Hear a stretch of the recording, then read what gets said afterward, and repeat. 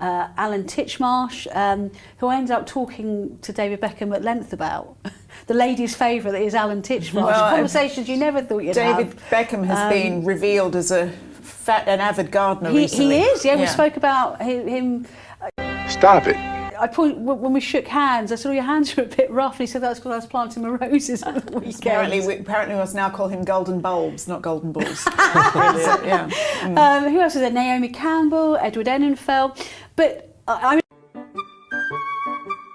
got a particularly soft spot for Rod Stewart because he's one of the nicest people I've ever interviewed over the years when he comes to the Palace for various events. He's always happy to talk to you.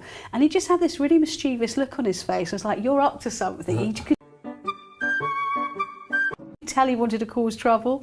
Sorry to interrupt, Rebecca, but we do have a clip that I want to show you of that now. Thank you, Mum. Penny and I are so honoured to be ambassadors for the King's Trust. Foundation.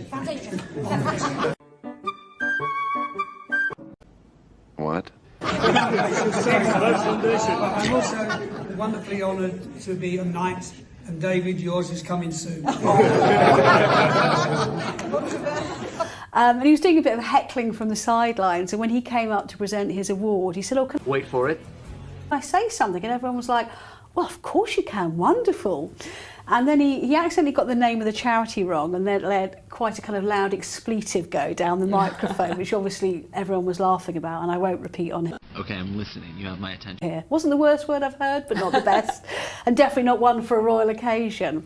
And then he kind of looked at David Beckham and said, "I'm really proud of being a knight, and yours is in the post, mate," basically. And that is, there's a bit of controversy about. Are you serious? About why David Beckham, arguably one of Britain's greatest sporting ambassadors, doesn't have a knighthood. I think you've probably written about it a few times, Richard. And I could see David Beckham like standing there like this, like laughing with his head in his hands. I heard him because I was quite close to them. That doesn't make sense. When Rod Stewart came back, he was like, "Thanks, mate. Thanks, Rod." Like, raising. But it was, what was nice, it was a really family atmosphere, and there was David talking to the King about the Euros. Everyone, all posing for a picture with their arms around each other. Fact. And it was a great event. Every week, it's just not the same as the last, is it? It's incredible. I know, but I actually went home and showed the video of me chatting to David Beckham to my son, and he looked at me and went, "God, you're so embarrassing." Well, we think you're cool. Trust me, it doesn't go down well at home. We think you're really cool, Rebecca, as do lots of our commenters. There's loads more to come, including the story over King Charles wanting to see more of Prince Archie and Princess Lilibet. We couldn't see any less at the moment, but let's see what that's all about. But before that, let's turn quickly to some of your comments, and thank you for your very nice words about our coverage of the royals at the D-Day commemorations in France. Anne Coombs was one of a number of our Canadian audience who was pleased with William's role there. She wrote, "Bravo, William, it was honour you gave to our Canadian veterans on D-Day." Avondale Mama, meanwhile, praised Princess Anne's role. Okay. Princess Anne was so athletic in her younger years, and she is still healthy today and can run rings around all the rest. Love her. Hear, hear.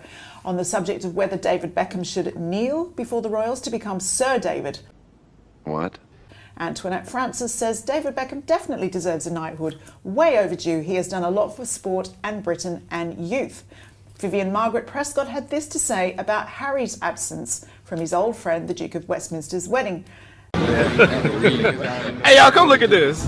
There's nothing sad about Harry's self-inflicted isolation. It is wholly deserved. Wow. Well, let's stick with Harry now, because we're talking about Trooping the Colour earlier in the programme, and one pair we didn't even mention as possible for the balcony were Harry and Meghan. Fact. Richard, I say that because the very fact that we didn't mention them it speaks volumes, doesn't it? I think it really does, because over the years, we're always discussing will they, won't they, but that's becoming less of an issue, frankly, because Almost there. we just know they won't. Were they actually invited to this Trooping the Colour? It's not clear. I mean, remember how when they quit royal duties and left Britain, it was made very clear that they would be welcome to come back at all the big royal events. Fact. Such as Trooping the Colour, the biggest of the year. Yet now, this is the second birthday parade of King Charles's reign, and again, they won't be here, and no one really expects them to or thinks they've been invited. And it's it's a very difficult situation. Fact. And a lot of it relates to that court case which he launched himself against the British government, and it's all about security. So it's difficult, and you wonder if that will ever change. Well, it's interesting, Charlotte, isn't it? Despite the fact that Harry reasonably recently had talked about being closer to his father, it seems like as each one of these occasions passes, it is like they're more distant and getting more so. Yeah. What the hell? Yeah, it's really sad, but it's hard to imagine Harry on the balcony now. And I was rewatching and it is his father's birthday, don't forget. So, you know, he should be there in a way. I was rewatching Meghan's first Trooping the Colour with Harry today and there's a video, and he Wait for it. really came to life on the balcony, and he was showing her how it's done and where to look, and she actually had a very awkward exchange with the Princess of Wales. But other than that, you know, he really thrived in it, and he obviously really felt like he belonged there, and he really took a lot of pride in showing Meghan. And that was Meghan's first and last appearance on the balcony. Yeah, but that's the thing. Meghan actually looked quite uncomfortable, and I can't see her ever wanting to stand on that balcony again, because she has to stand at the back and share the limelight, which we know isn't her favourite thing. And I just can't Wait for it.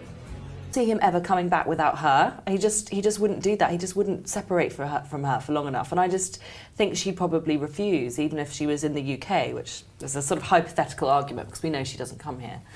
Anyway, it's just very sad. It just feels like... Okay, I'm listening. You have my attention. That just felt like light years away, don't you think? Yeah. That first balcony There's said to be an appearance. open invitation for Harry and Meghan to attend any big royal events that's still available. But I think they realise they're just not wanted. They need to face facts that... Fact. They're just not wanted there. And I don't think any other members of the royal family want to see them. I mean, let's be honest. Their presence would just sour what should be a really joyful celebration of the King's birthday. And what do you make, Rebecca, of these reports at the weekend that the Hey, y'all, come look at this. King wanted to see more of his LA-based grandchildren, Archie and Lilibet, and that he would never be content with just seeing his grandchildren on the odd video call?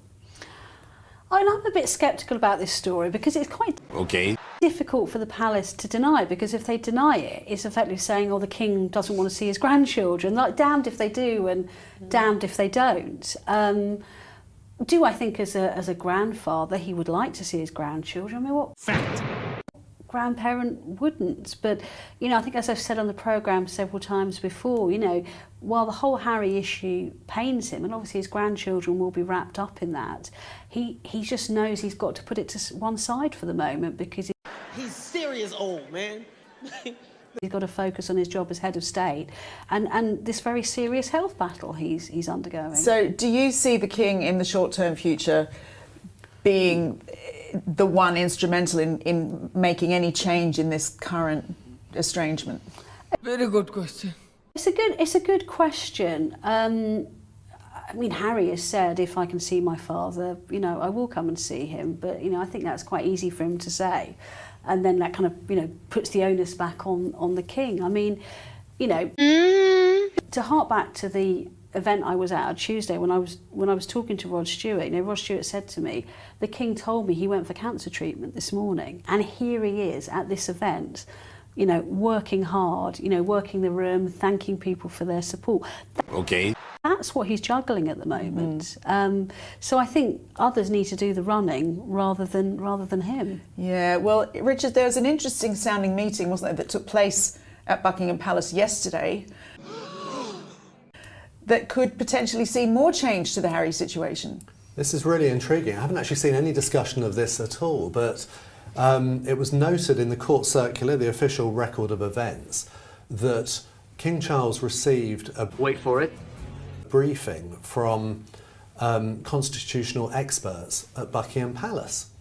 And you're thinking, what's that about? Well, you know, we found out during the day that the official line was that it was to do with the general election here, and that he wanted advice on all different possibilities.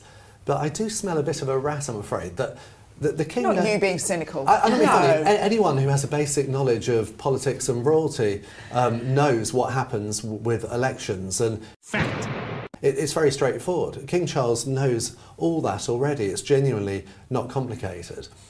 So I do wonder if he got them in because he wanted to say, you know, look, while you're here, there's something else I'd quite like to discuss. And he asked them about how Wait for it. can I strip Prince Harry of that Councillor of State role? You know, and I think it's something which he wants to address. Look, I don't know what happened. Maybe we'll find out from someone who was there. But is that a complicated thing? Could he not just do that if he wanted to? It's Very good question. a question of how he does it. And, you know, there's lots of things he's thinking about at the moment. And I'm sure it's something he'll want to sort out before Prince William becomes king. He doesn't want to leave an unexploded bomb of what to do Okay, I'm listening. You have my attention. about Harry. You know, that needs to be dealt with soon. And arguably, Prince William would sort of apply more of a machete to the whole situation. Yeah, it might be more delicate if it was dealt Yeah. with by his father, by King Charles now, rather than Prince William becoming king and bam, you know, taking action against his brother. He might not want that. Well, and, you know, speaking of other favourite sons of the royal family, you've written in your newsletter this week What? about new information about why the king wants Prince Andrew out of Royal Lodge. This is such an intriguing story. You know, it's something we've discussed before on this programme, is the question of Royal Lodge. That's the very modest-sounding property, you know, a lodge, which is actually a sprawling 30-room mansion in Windsor Great Park, which is home to Prince Andrew and his ex-wife Fergie as well. And there was a big report in the Times recently that was all about Wait for it. allegedly how the king is sort of desperate to evict his brother from this property. But what wasn't clear, and what remains unclear, is why. You know, why is he so bothered?